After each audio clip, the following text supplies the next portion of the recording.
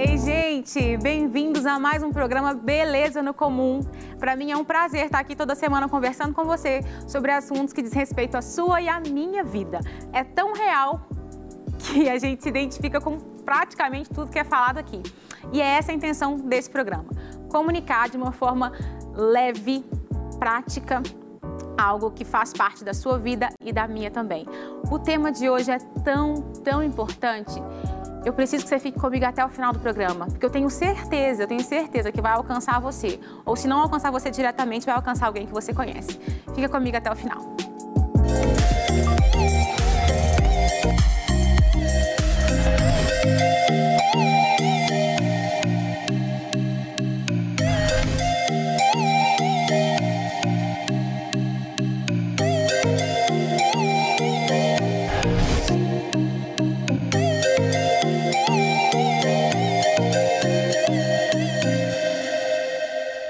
Nós vamos começar então com o nosso momento de reflexão. Eu trouxe um trecho de um livro tão especial, vocês vão entender porque ele é especial hoje, que eu queria que você refletisse comigo, vai aparecer aí na sua tela. Leia esse trecho junto comigo, olha só. Gerações construíram suas bandeiras ideológicas em torno de temas como felicidade, aceitação e autenticidade, sendo a felicidade um tema central contemporâneo, celebrado por movimentos sociais e por pessoas realizando suas trilhas espirituais e até cruzando países. Isso aqui é um trechinho do livro Fortes e Fracos, da Anna Stout, da editora Thomas Nelson. E eu trouxe esse trecho para a gente refletir hoje, porque fala de algo que é muito real para o nosso tempo de hoje. Aqui a Ana trouxe para a gente uma fala tão forte que gerações construíram as suas bandeiras ideológicas baseadas em algumas coisas, uma delas a felicidade.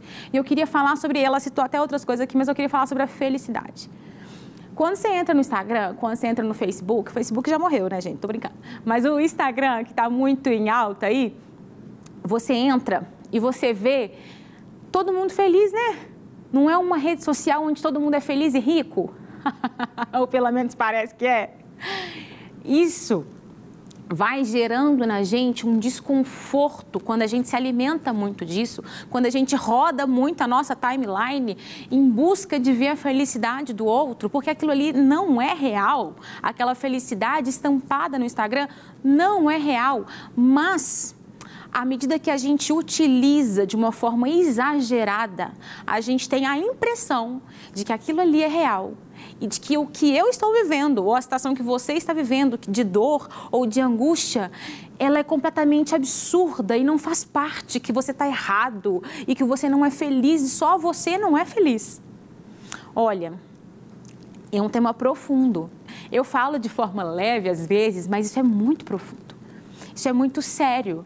A gente levantar bandeiras como a felicidade como ideais a serem alcançados e, assim, a qualquer custo, sabe? Não tem como a gente ser feliz todo o tempo. Ninguém é feliz o tempo todo. A gente precisa legitimar as nossas faltas.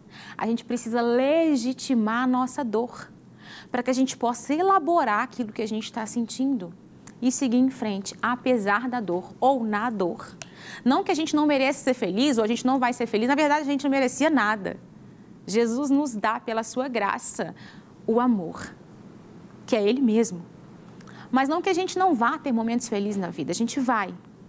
Só que a forma como a gente olha para a felicidade, para a necessidade, para os bens materiais, para os sonhos que a gente quer realizar, ou por aquilo que a gente ainda não tem, ou por aquilo que a gente ainda não é, a forma como a gente olha precisa ser, às vezes, elaborada, porque nós somos inundados com correntes ideológicas, com assuntos e com todo esse brilho e glamour que a nossa sociedade aparenta viver, mas que por dentro, às vezes, nem é tão real assim. Eu quero te convidar para ficar comigo aí, porque a gente vai começar a nossa roda de conversa.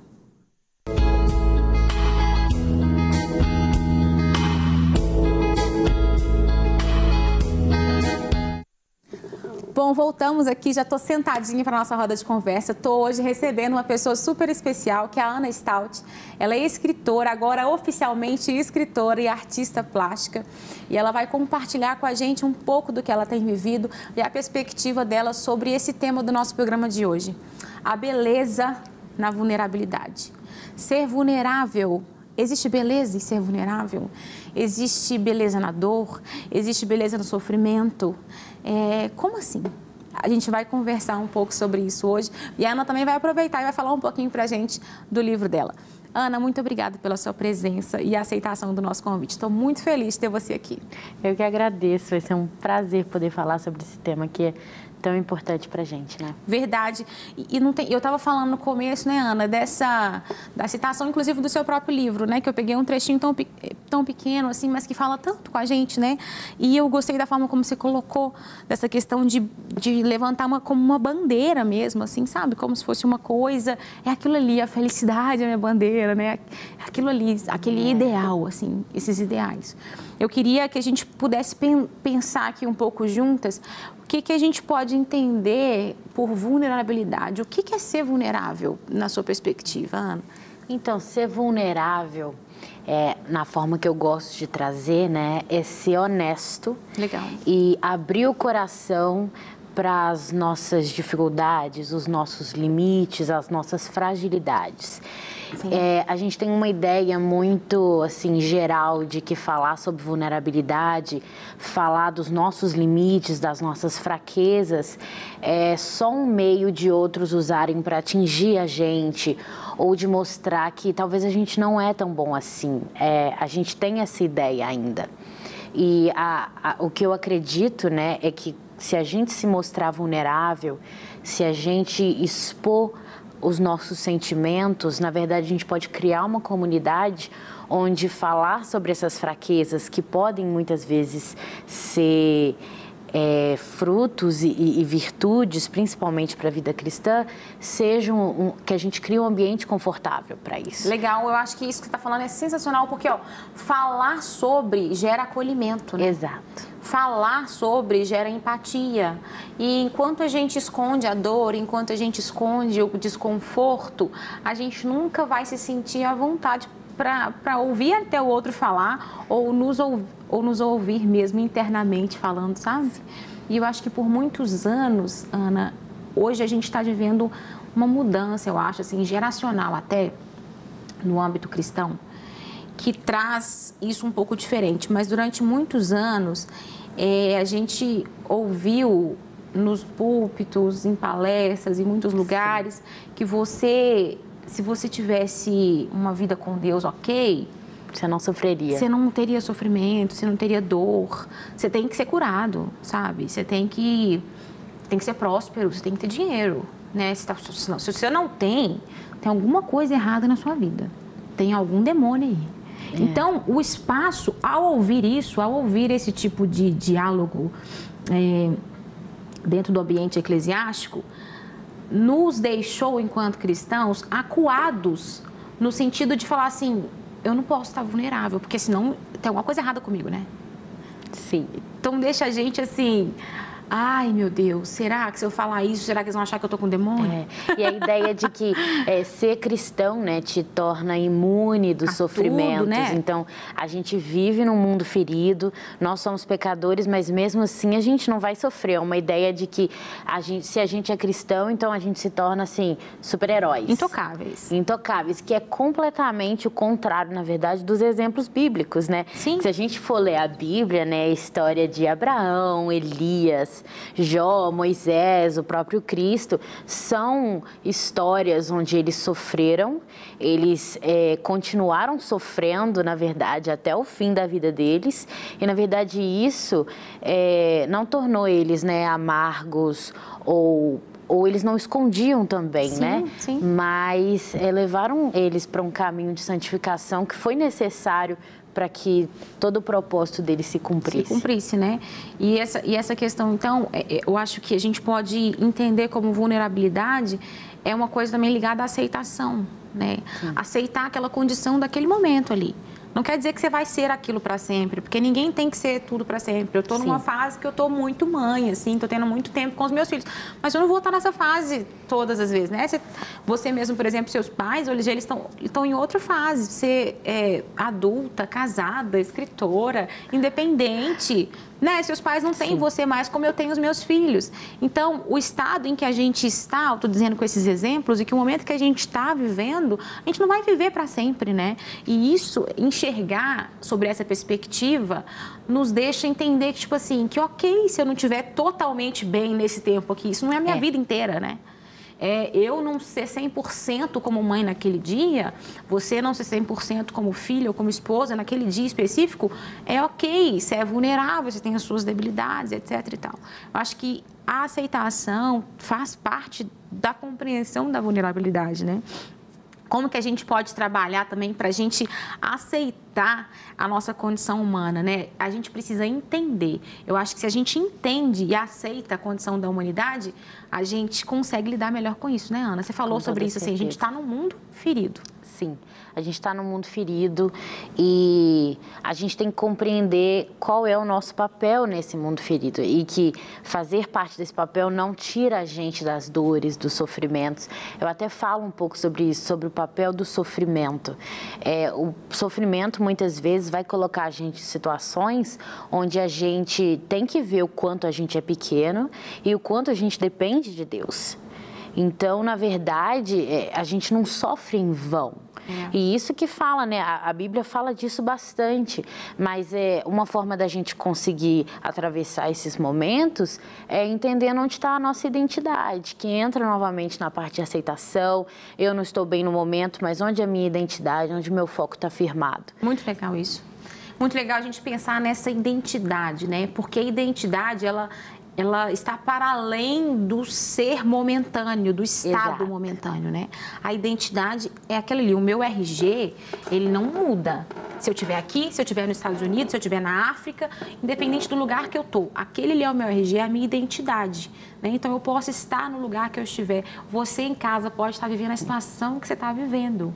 Aquilo que você entende que você é em Deus não muda, independente da dor que você está sofrendo. Nossa, isso tudo me traz tantas coisas. Eu não quero pregar aqui, esse programa não é de pregação, mas daqui a pouco nós vamos começar a pregar, porque é tão profundo o tema, né? E eu queria já entrar na conversa sobre o livro da Ana, queria entender um pouco de você, como que foi esse processo, Ana? Porque fortes e fracos é um tema ambíguo, né? E você falou assim, bom, são duas coisas em um livro só. Como que foi para você o processo do livro, sabe? E quando que surgiu, assim, a ideia, a inspiração? Vou escrever.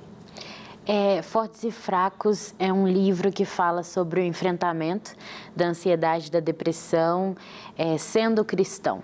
Então, você que é cristão, que enfrenta a ansiedade, a depressão, e aí a gente pode falar sobre também os outros tipos de sofrimentos mentais, né? Como que eu posso lidar com isso sendo cristão, sendo que à nossa volta a gente escuta muito que sofrer dessas doenças que são invisíveis, né? Que elas não têm algo palpável, muitas vezes é falta de fé, ou que é realmente assim uma opressão.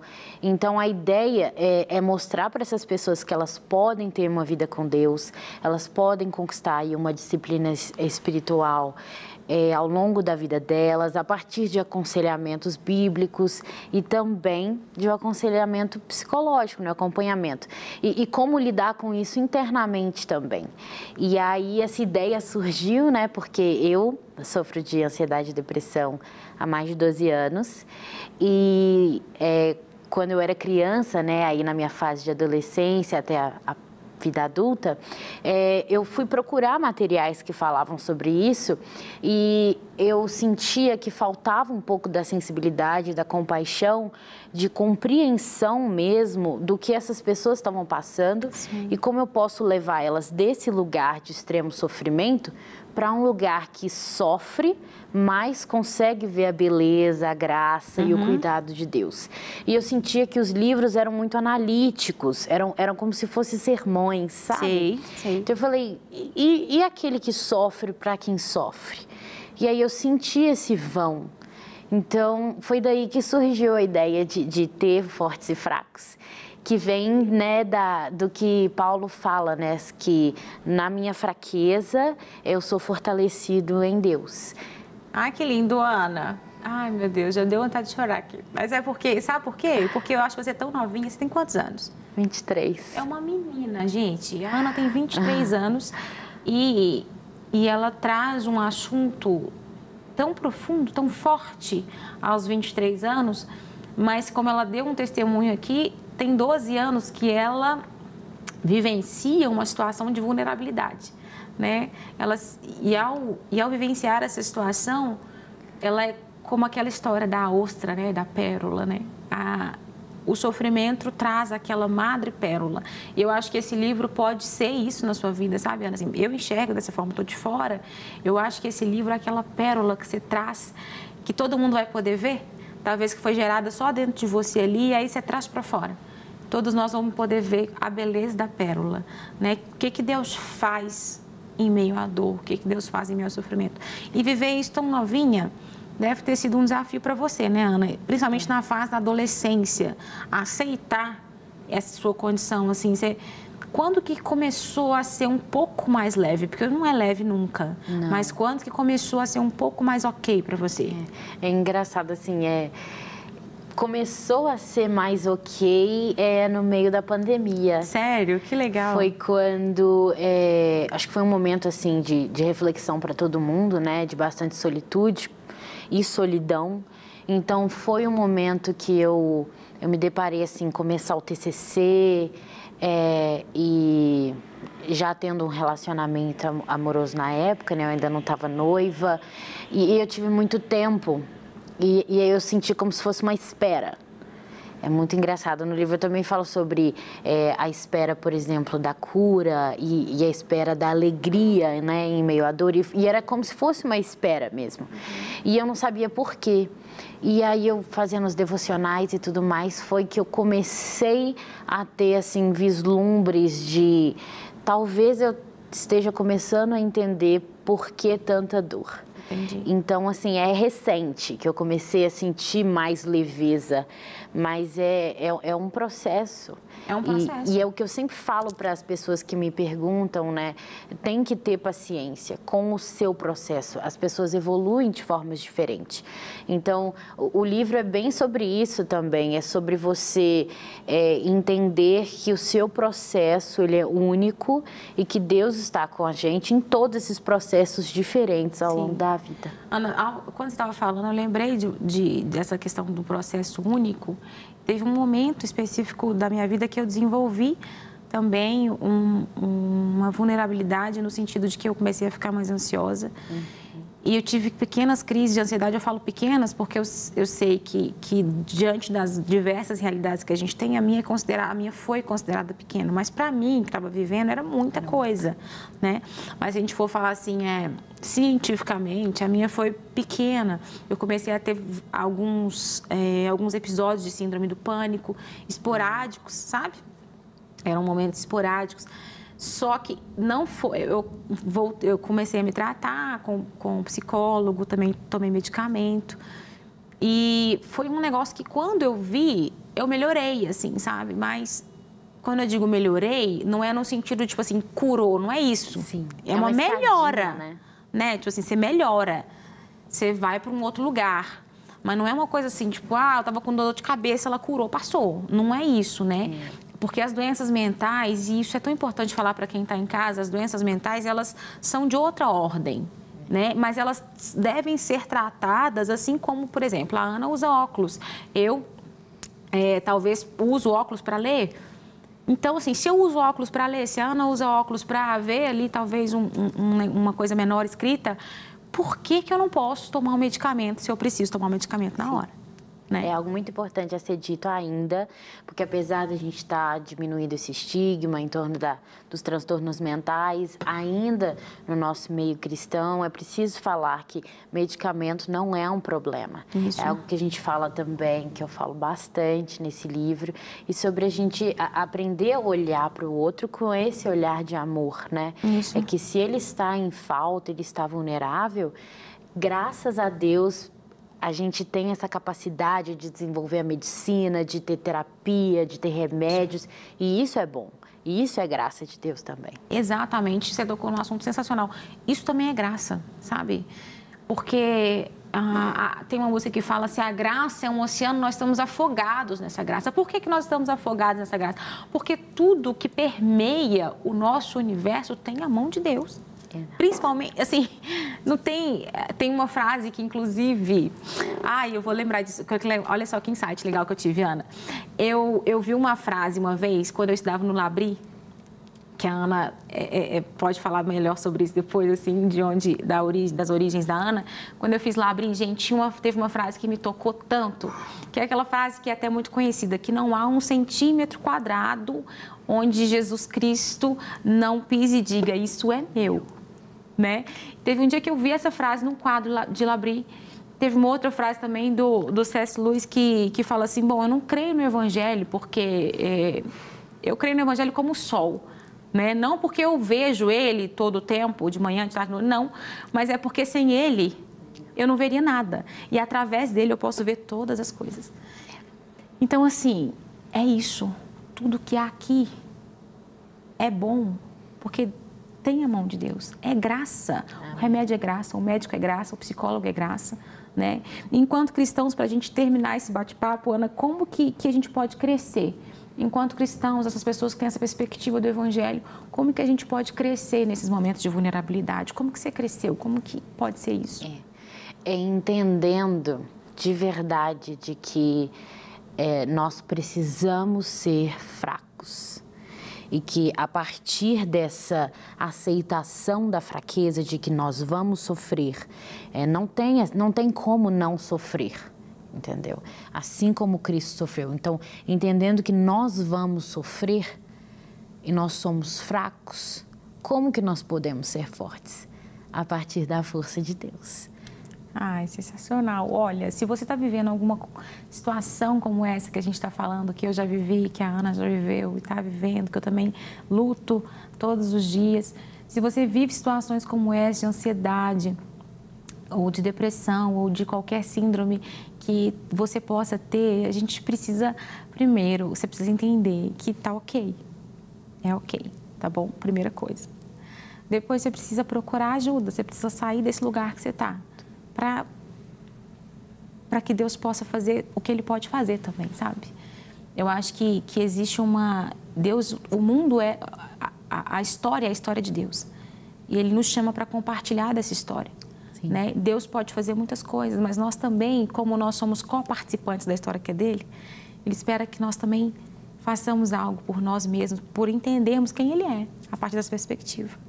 Que lindo, gente. Eu quero já conversar mais com a Ana depois. Ana, obrigada, viu, por compartilhar com a gente um assunto tão importante para os nossos dias, né? Depois de uma pandemia como essa, eu tenho certeza que muitas pessoas vão ser tocadas agora, nesse ano de 2022, que a gente está começando. Vão ser tocadas com esse seu testemunho. E o livro, esse aqui já é meu, tá? Ana me deu, deixou uma dedicatória e tudo mais. Olha, Fortes e Fracos, vale a pena você ler, dar de presente para alguém. E eu queria cantar uma música que eu acho que tem super a ver com isso, uma música do querido Marcos Almeida, que eu amo, assim, tudo que ele escreve, tudo que ele compõe, gosto demais. E essa música vai trazer essa consciência da nossa vulnerabilidade.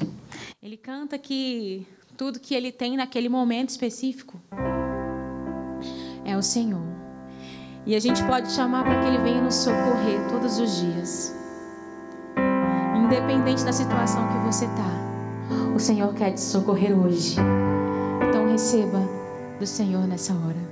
Não tenho um tom, não tenho palavras, não tenho um acorde que me socorra agora, pois tudo foi embora e eu só tenho você.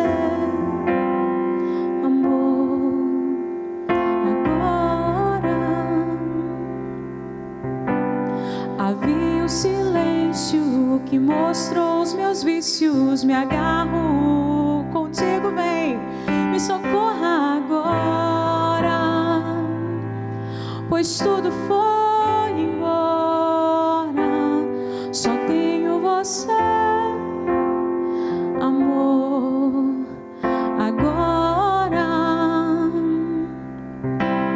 E essa não é mais uma canção de amor. Não, não, não.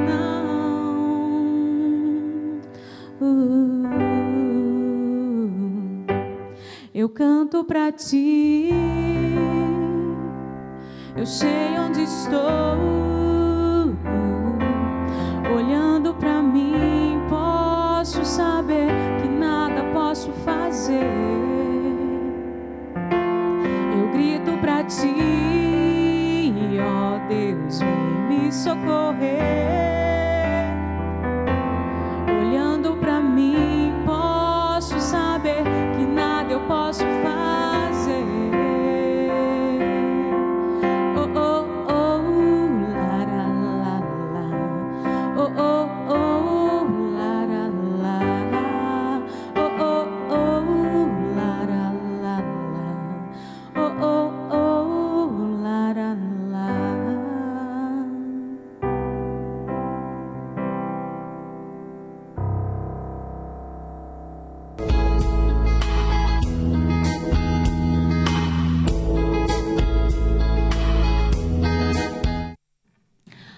Bom, gente, eu espero que você tenha sido abençoado, tocado com esse nosso papo de hoje. E se você precisa de ajuda, não deixe de buscar essa ajuda. A gente tem tantas opções hoje para que você possa ser acolhido. E eu queria deixar algumas dicas hoje nesse nosso quadro Deu Like, você viu? Olha só, gente, a gente tem aqui para jovens entre 13 e 24 anos um instituto, uma ONG, na verdade, com o título Pode Falar. Procura aí no Google, se você está me assistindo e está entre essa faixa etária, 13 a 24 anos, essa ONG, você está com vergonha de compartilhar, lá você vai poder digitar, vai ser um tipo de ajuda, alguém vai te dar uma instrução. Só não fique aí sozinho. A gente tem também a Clínica da Alma, que vai aparecer para vocês os telefones. Você pode digitar também no Google Clínica da Alma, você vai encontrar todas as informações de pessoas prontas para poder te ajudar. Esse lugar de vulnerabilidade, ele tem que ser reconhecido, mas ao mesmo tempo que ele tem que ser reconhecido, a gente tem que ter a intenção de sair desse momento em que a gente está. Então, eu quero te encorajar a buscar ajuda, seja em alguma ONG que eu coloquei aqui, o Pode Falar é uma ONG, a Clínica da Alma é um lugar que você vai ter um atendimento completamente acessível para você. Seja qual for a sua dor relacionada à saúde mental, procure ajuda. Eu tenho certeza que Deus quer fazer algo importante no seu coração, através da ajuda de outras pessoas também. Nós vamos ficar por aqui no nosso programa de hoje. Eu espero que você tenha gostado. Compartilhe esse programa com alguém. Segue a gente nas nossas redes sociais. Nosso Instagram é beleza.no.comum. Beleza.no.comum. Segue a gente está terminando aqui, mas nós vamos continuar conversando sobre isso no nosso Instagram. Vou pedir para Ana mandar alguns videozinhos para falar também sobre esse tema durante a semana no nosso Instagram. Quero agradecer a loja Capri For You, que está me vestindo hoje e nos programas que a gente tem assistido aí. Muito obrigada. Essa loja é maravilhosa. Eu amo. Pri, obrigada pela parceria.